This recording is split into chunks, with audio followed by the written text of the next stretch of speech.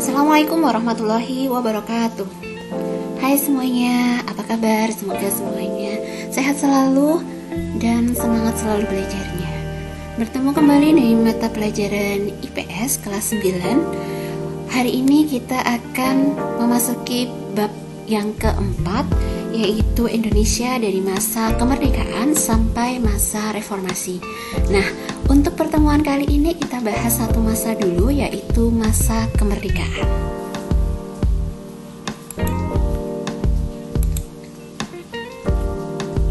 Menjelang akhir tahun 1944, posisi Jepang dalam Perang Asia Pasifik semakin terdesak. Jepang kemudian mencari dukungan ke negara-negara yang didudukinya dengan memberi janji kemerdekaan, termasuk salah satunya ke Indonesia.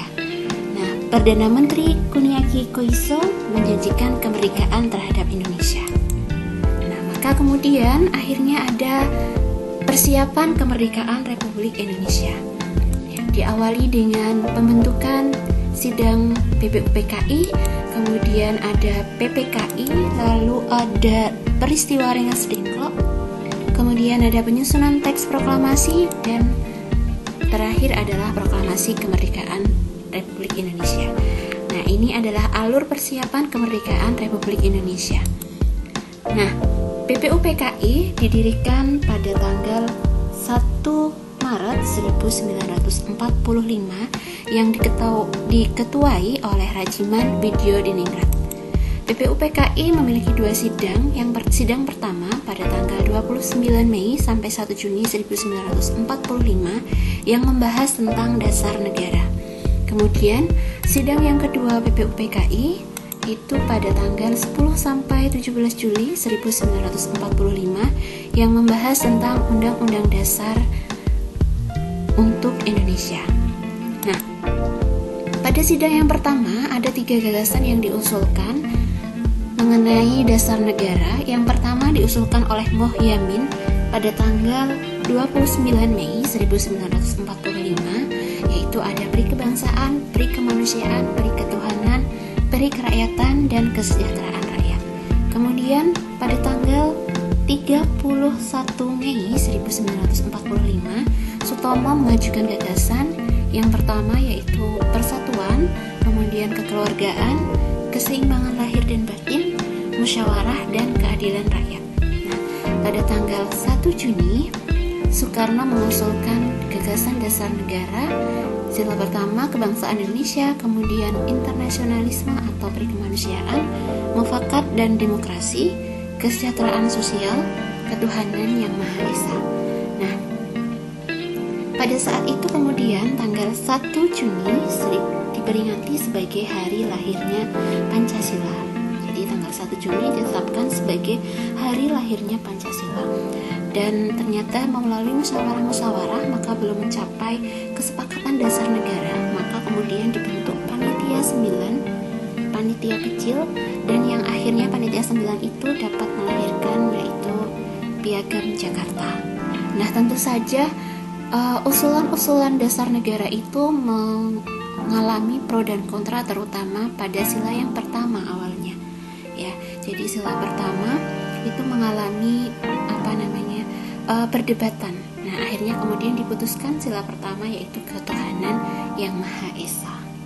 Nah, kemudian untuk sidang yang kedua itu menghasilkan pernyataan Indonesia Merdeka, kemudian pembukaan Undang-Undang Dasar, batang tubuh Undang-Undang Dasar. Nah, setelah selesai ini kemudian pada tanggal 7 Agustus 1945 BPUPKI dibubarkan dan kemudian dibentuklah yang namanya PPKI. PPKI ini melanjutkan tugas dari BPUPKI untuk mempersiapkan penyerahan kemerdekaan Republik Indonesia dari Jepang. Nah, terdiri dari 21 orang dan 6 orang tanpa sepengetahuan Jepang. PPKI sendiri diketuai oleh Insinyur Soekarno. Nah, kemudian setelah PPKI ini kemudian ada peristiwa Rengas Dengklok pada tanggal 6 Agustus 1945. Nah, berawal dari berita kekalahan Jepang dalam Perang Asia Pasifik. Nah, dalam pengeboman Hiroshima Nagasaki, nah kemudian Jepang menyerah. Nah, berita penyerahan kekalahan itu kemudian didengar oleh pemuda Indonesia yang kemudian mendesak golongan tua untuk segera memproklamasikan kemerdekaan. Nah, namun golongan tua menolak dengan alasan kemerdekaan Republik Indonesia harus dimusyawarahkan dahulu melalui PPKI. Nah, karena penolakan ini kemudian oleh para pemuda, Soekarno-Hatta dibawa ke Rengas Dengklok pada tanggal 16 Agustus 1945. Lalu kemudian Ahmad Subarjo menjamin bahwa proklamasi akan segera dilaksanakan maksimal besok selambat-lambatnya jam 12 siang. Nah, maka kemudian Soekarno-Hatta dibawa kembali ke Jakarta. Oke. Nah, selanjutnya adalah perumusan teks proklamasi. Perumusan teks proklamasi terjadi pada malam hari tanggal 16 Agustus 1945 di Rumah Laksamana Maida, yaitu merupakan kepala kantor penghubung Angkatan Laut di daerah kekuasaan Angkatan Darat.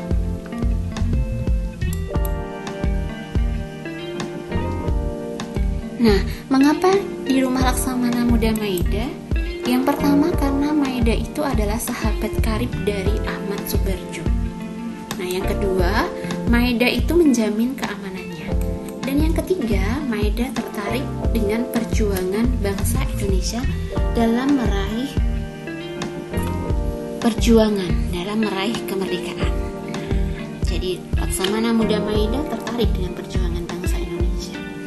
Nah, kemudian disusunlah teks oleh Soekarno, Hatta, dan Ahmad Subarjo. Nah, dalam teks ini ada teks konsep yang ditulis oleh Soekarno, yang pada saat itu kalimat pertama itu adalah sumbangan dari Ahmad Subarjo, sedangkan kalimat yang kedua itu adalah sumbangan atau hasil gagasan dari Muhammad Hatta. Nah, kalimat pertama itu berkaitan dengan kehendak Indonesia merdeka, kemudian kalimat yang kedua itu berkaitan dengan pemindahan kekuasaan. Nah, kemudian diketik oleh Sayuti Melik. Jadi ada beberapa perbedaan antara proklamasi draft atau konsep dengan naskah otentik atau naskah asli yang sudah diketik, yaitu ada kata tempo yang menjadi tempo, kemudian wakil-wakil bangsa Indonesia menjadi atas nama bangsa Indonesia, kemudian penulisan tanggal yang berbeda. Baik, selanjutnya adalah proklamasi kemerdekaan Republik Indonesia. Nah, awalnya proklamasi ini akan dilaksanakan di lapangan Ikada, tapi karena banyak dijaga oleh tentara Jepang dan takut ada pertumpahan darah, maka kemudian pelaksanaan proklamasi kemerdekaan di rumah Soekarno. Nah, proklamasi kemerdekaan sendiri diawali dengan pidato pembukaan oleh Soekarno, dilanjut pembacaan proklamasi, kemudian ada pengibaran bendera merah putih oleh Suhud dan Latif Hendraningrat, dan diakhiri oleh sambutan Gubernur Jakarta, yaitu Suwiryo. Nah, yang selanjutnya yaitu peristiwa setelah proklamasi kemerdekaan. Nah, adanya dukungan-dukungan, salah satunya yaitu rapat raksasa di lapangan Ikada. Nah, ini ada sambutan Presiden Soekarno yang meminta dukungan dan kepercayaan rakyat terhadap pemerintahan Republik Indonesia. Kemudian meminta rakyat untuk mematuhi kebijakan dan meminta rakyat untuk bubar dengan tertib. Oke, selanjutnya yaitu terbentuknya Negara Kesatuan Republik Indonesia. Nah, dalam sidang PPKI itu ada 3 kali sidang. Sidang pada tanggal 18 Agustus 1945 membahas tentang pengesahan Undang-Undang Dasar, pemilihan Presiden dan Wakil Presiden, dan tugas Presiden dibantu oleh Komite Nasional.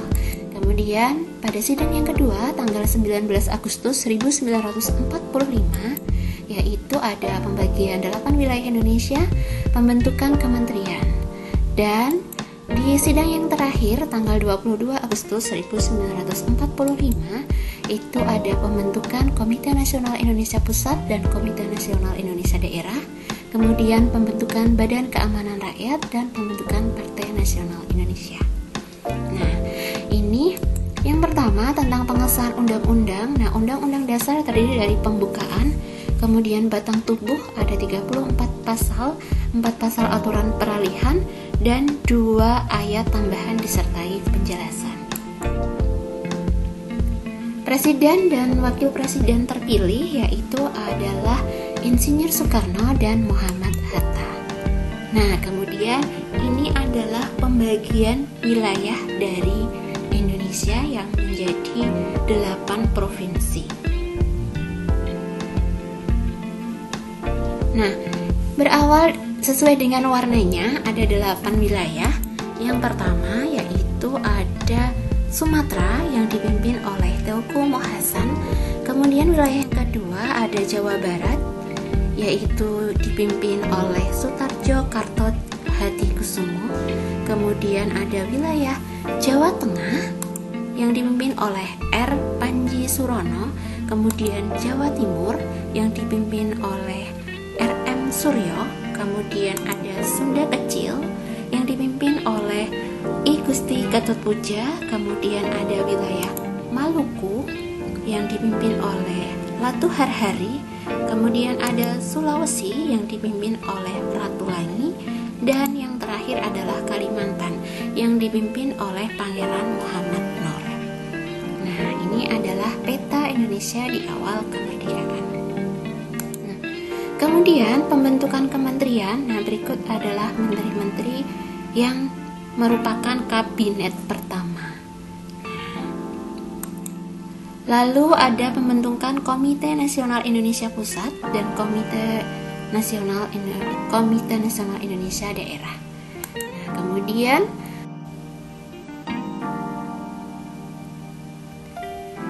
selanjutnya adalah pembentukan Kekuatan Pertahanan dan Keamanan Indonesia. Nah, sekarang akan saya jelaskan kronologi terbentuknya Tentara Nasional Indonesia. Nah, berawal dari dibentuknya Badan Keamanan Rakyat pada tanggal 22 Agustus 1945, kemudian berubah nama pada tanggal 5 Oktober 1945 menjadi Tentara Keamanan Rakyat. Nah, pada tanggal 5 Oktober ini dipimpin oleh Supriyadi. Kemudian pada tanggal 18 Desember 1945, kepemimpinan diganti dilimpahkan kepada Sudirman. Nah, kemudian pada tanggal 1 Januari 1946 berubah nama menjadi Tentara Keselamatan Rakyat, dan pada tanggal 25 Januari 1946 berubah menjadi Tentara Republik Indonesia, dan akhirnya pada tanggal 3 Juni 1947 berubah nama menjadi Tentara Nasional Indonesia. Nah, oke, selanjutnya perjuangan mempertahankan kemerdekaan Indonesia. Nah, yang pertama ada insiden bendera di Hotel Yamato Surabaya yang terjadi pada tanggal 19 September 1945, di mana para pemuda merobek bendera Belanda warna biru kemudian mengibarkan kembali menjadi bendera merah putih. Nah, kemudian ada pertempuran 10 November 1945 di Surabaya yang berawal dari kedatangan sekutu yang ternyata diboncengi oleh Nica, dan kemudian terjadi bentrokan dan tewasnya AWS Malardi. Nah, maka pada tanggal 9 November kemudian ada ultimatum untuk rakyat Surabaya, tapi kemudian tidak dihiraukan oleh rakyat Surabaya. Nah, akhirnya terjadi perang yang besar-besaran pada tanggal 10 November 1945. Nah, dikobarkan semangatnya oleh Bung Tomo. Dan pada tanggal 10 November sampai saat ini diperingati sebagai Hari Pahlawan. Nah, kemudian ada pertempuran 5 hari di Semarang. Berawal dari adanya isu bahwa cadangan air di daerah Candi itu diracuni, maka kemudian Dr. Karyati ingin mengecek apakah kebenaran isu tersebut. Nah, tapi ternyata di tengah jalan beliau dibunuh. Nah, inilah yang memunculkan pertempuran 5 hari di Semarang. Nah, gugurnya Dr. Karyadi kemudian diabadikan sebagai nama rumah sakit di Semarang. Kemudian pertempuran Ambarawa, sama, ini kedatangan sekutu yang kemudian ternyata diboncengi oleh Nica. Kedatangan sekutu ini dipimpin oleh Jenderal Battle. Nah, pada saat sekutu ingin menduduki Ambarawa, kemudian dilawan oleh Letkol Isdiman, dan Letkol Isdiman gugur, kemudian digantikan oleh Jenderal Sudirman. Nah, kemudian sekutu menang, kemudian Indonesia menang. Nah, jadi kemudian ada monumen Palagan Ambarawa untuk mengenang pertempuran Ambarawa. Nah, kemudian ada Bandung Lautan Api, kedatangan sekutu dipimpin oleh McDonald. Nah, kemudian ada peristiwa di mana Muhammad Toha dan Ramdan itu meledakkan gudang senjata dan gugur di situ. Kemudian akhirnya ada perintah, karena perangnya semakin berkecamuk, maka ada perintah untuk mengkosongkan Bandung. Nah, sebelum dikosongkan, maka rakyat Bandung membakar terlebih dahulu agar tidak digunakan kembali oleh sekutu atau oleh Nica. Nah, lalu ada pertempuran Medan Area yang dipimpin oleh Jenderal Kelly, sekutunya, yang ternyata juga diboncengi oleh Nica. Nah, akhirnya menimbulkan perang. Nah, kemudian ada serangan umum 1 Maret yang terjadi di Yogyakarta. Nah, serangan umum 1 Maret ini dipimpin oleh Letkol Soeharto. Kemudian serangan dilakukan pada pagi hari jam 6.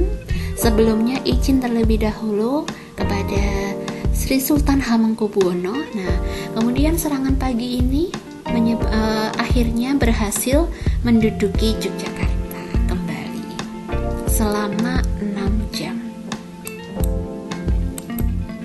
Nah, sebelum ke sini sebenarnya ada satu serangan lagi, yaitu ada perang Puputan Margarana di Bali. Nah, Belanda itu datang untuk membantu membuat negara boneka. Nah, kemudian I Gusti Ngurah Rai diminta untuk bergabung tapi menolak. Nah, akhirnya terjadi perang besar-besaran atau perang Puputan, disebut sebagai Puputan Margarana. Nah, dalam perang Puputan tersebut I Gusti Ngurah Rai gugur dan namanya diabadikan sebagai nama bandara di Bali. Nah, oke.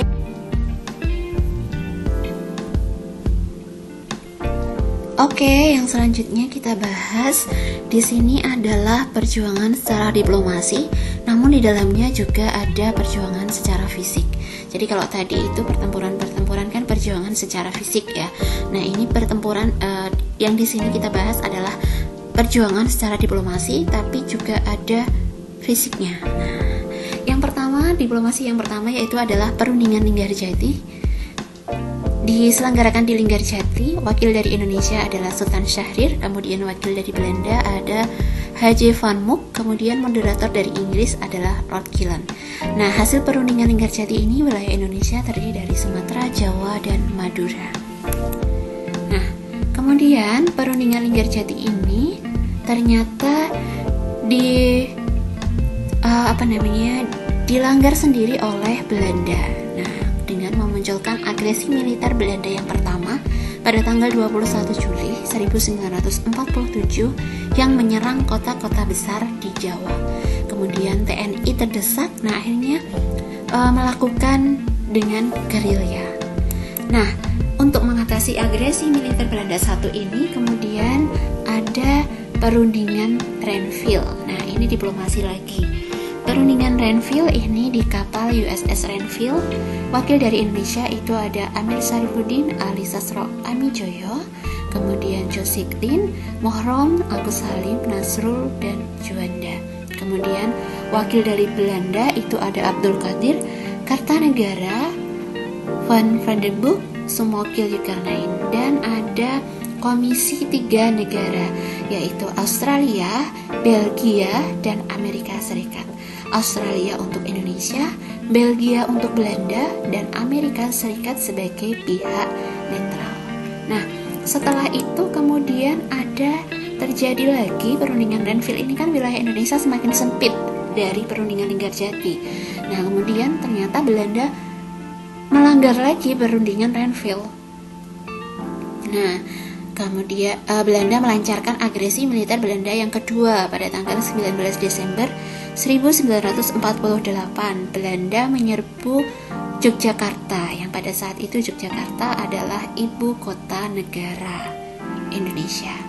Nah, kemudian Soekarno, karena Yogyakarta sedang diserang, maka Soekarno kemudian memerintahkan kepada Saifuddin Prawiranegara untuk mendirikan pemerintahan darurat Republik Indonesia di Bukit Tinggi. Nah, jadi pada agresi militer Belanda kedua ini dilawan oleh Sudirman dengan perang gerilya. Kemudian strategi Belanda yang digunakan adalah benteng Stelsel. Nah, dalam agresi ini juga ada serangan umum 1 Maret. Nah, jadi memang kronologinya seperti ini. Kemudian terjadi perundingan lagi. Nah, diplomasi lagi, perundingan Rom-Royan. Nah, wakil dari Indonesia itu Mohrom, wakil dari Belanda itu Royan. Perundingan ini terjadi pada 7 Mei 1949. Nah, kemudian sebelum adanya konferensi meja bundar, terlebih dahulu ada konferensi antar Indonesia. Nah, pada tahap 1 diadakan di Yogyakarta, kemudian pada tahap 2 diadakan di Jakarta. Nah, lalu ada yang namanya konferensi meja bundar yang diselenggarakan di Den Haag, Belanda pada tanggal 23 Agustus sampai 2 November 1949. Wakil dari Indonesia itu ada Hatta, kemudian wakil BFO itu Sultan Hamid II. Nah, ini kronologi. Nah, oke. Ternyata tanda panahnya akhir. Gak apa-apa ya. Nah, oke. Kemudian perkembangan politik Indonesia pada masa kemerdekaan. Nah, di sini bentuk Republik Indonesia adalah Republik Indonesia Serikat. Nah, bentuknya pada tanggal 27 Desember 1949 dengan menggunakan konstitusi adalah Undang-Undang Dasar Sementara. Nah, namun bentuk RIS ini, Republik Indonesia Serikat ini ternyata tidak sesuai dengan cita-cita ada Kesatuan Persatuan Indonesia. Maka kemudian kembali ke Negara Kesatuan Republik Indonesia pada tanggal 17 Agustus 1950 dengan konstitusi kembali menggunakan Undang-Undang Dasar 1945. Dan pada saat awal kemerdekaan juga ada gangguan keamanan, yaitu adanya PKI di Madiun. PKI ini ingin mengganti konstitusi Undang-Undang Dasar Sementara itu menjadi komunis, dan juga ingin mendirikan Republik Indonesia Soviet. Nah, kemudian juga ada pemberontakan DITII ada di Jawa Barat, Sulawesi, Kalimantan Selatan, dan Aceh, di mana DITII ini ingin mendirikan negara Islam di Indonesia. Nah, yang selanjutnya adalah perkembangan ekonomi masa kemerdekaan. Nah, yang pertama ini adalah inflasi. Inflasi ini berarti nilai mata uangnya itu tidak berarti karena naiknya harga-harga ya karena beredarnya mata uang yang terlalu banyak. Nah, jadi ini dikarenakan mata uang Jepang beredar tidak terkendali, maka harga-harga itu naik, nilai uangnya turun. Nah, itulah terjadi inflasi. Nah, untuk mengatasi inflasi ini, maka pemerintah memberlakukan 3 mata uang, yaitu mata uang Dazava Bank, kemudian mata uang Belanda, dan mata uang Jepang. Nah, kemudian peristiwa yang kedua adalah blokade laut. Blokade laut ini artinya adalah menutup pintu keluar masuk perdagangan Indonesia. Jadi Indonesia nggak bisa berdagang ke luar negeri, dan luar negeri juga nggak bisa masuk ke Indonesia perdagangannya. Nah, maka untuk mengatasi tersebut, pertama melaksanakan program pinjaman nasional. Nah, kemudian melakukan diplomasi ke India. Jadi ini perundingan dengan India. Nah, Indonesia membutuhkan pakaian. Nah, India pada saat itu sedang kelaparan. Nah, maka dikirim beras ke India. Nah, yang ketiga adalah mengadakan hubungan dagang langsung ke luar negeri. Oke, perkembangan ekonomi masa kemerdekaan. Nah, yang terakhir adalah kehidupan masyarakat Indonesia pada masa kemerdekaan. Nah, di bidang sosial, segala bentuk diskriminasi sosial dihapuskan. Yang dulu sebelum kemerdekaan ada diskriminasi, sekarang dihapuskan. Kemudian dari sisi pendidikan, yang dulu orang hanya yang bisa berpendidikan itu hanya golongan-golongan tertentu. Nah, maka yang sekarang tidak. Nah, dengan mengangkat Ki Hajar sebagai Menteri Pengajaran, kemudian berganti-berganti. Nah, pada masa menterinya Suwandi ini dibentuk panitia penyelidik pengajaran. Nah, ini untuk meneliti problem-problem dalam pengajaran. Nah, kemudian pada saat itu juga sudah semakin banyak sekolah-sekolah perguruan tinggi juga, termasuk Universitas Gadjah Mada di Yogyakarta. Dan kemudian dari bidang budaya itu munculnya lagu-lagu nasionalisme. Nah, seperti Bagimu Negeri, Halo Halo Bandung, Selendang Sutra, dan juga Maju Tak Gentar. Nah, oke. Sudah selesai anak-anak. Terima kasih semuanya. Semoga tetap semangat dan tetap sehat selalu. Alhamdulillahirrahmanirrahim, dan mohon maaf jika banyak salah. Assalamualaikum warahmatullahi wabarakatuh.